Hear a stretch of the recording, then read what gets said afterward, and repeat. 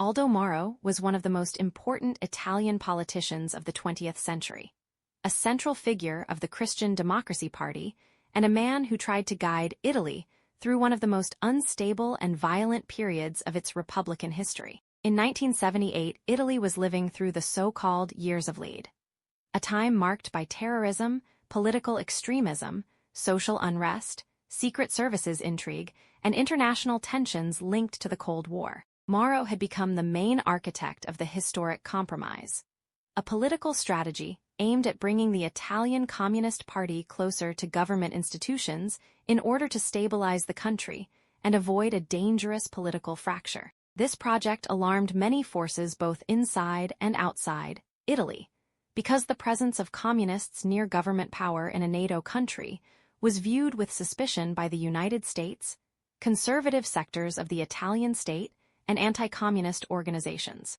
On the morning of March 16, 1978, the day when the new government supported by the communists was supposed to receive confidence in parliament, Moro was kidnapped in Rome by the Red Brigades, the most feared far-left terrorist organization in Italy.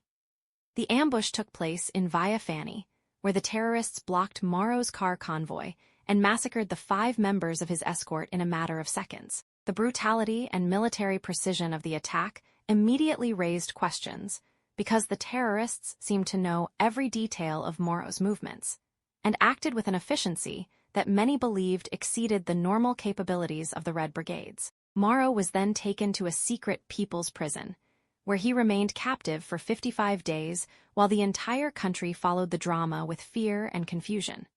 During his imprisonment, Moro wrote dozens of letters addressed to his family, political allies, the Pope, and state authorities.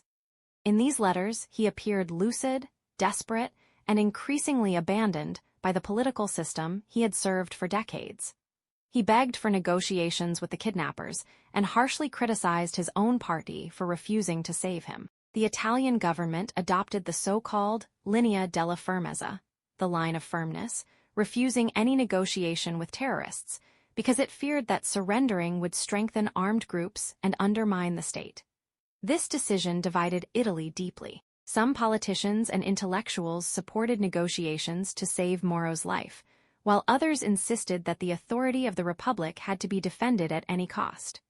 Pope Paul VI himself publicly appealed to the kidnappers, asking for Moro's release without conditions, but the appeal failed. On May 9, 1978, after weeks of tension, Aldo Moro's body was found in the trunk of a red Renault 4 parked in Via Kitani, symbolically located between the headquarters of the Christian Democracy and the Communist Party.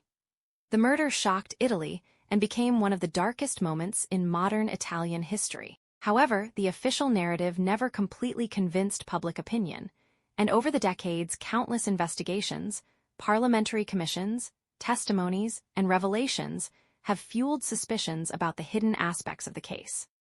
One of the main dark sides concerns the possibility that the Red Brigades did not act alone or were at least manipulated by external forces. Many researchers and magistrates suspected the involvement or interference of secret services, both Italian and foreign.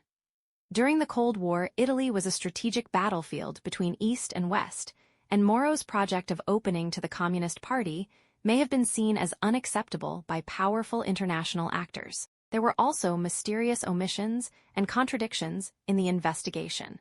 Strange movements of intelligence agents around Via Fani before the attack.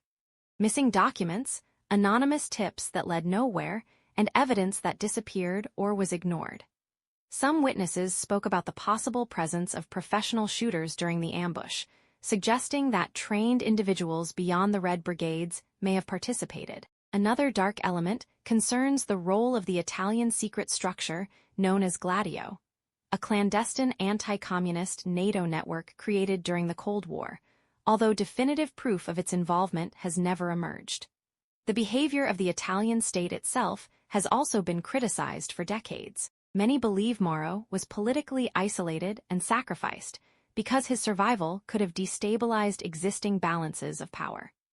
Some of Moro's letters were initially dismissed by politicians as writings produced under psychological pressure, but later many observers considered them sincere accusations against a cynical political system. There are also unresolved questions regarding the exact location of Moro's prison, because several clues suggested that he may have been held in places connected to protected environments that authorities failed or refused to investigate thoroughly. The Moro case therefore became much more than a terrorist kidnapping.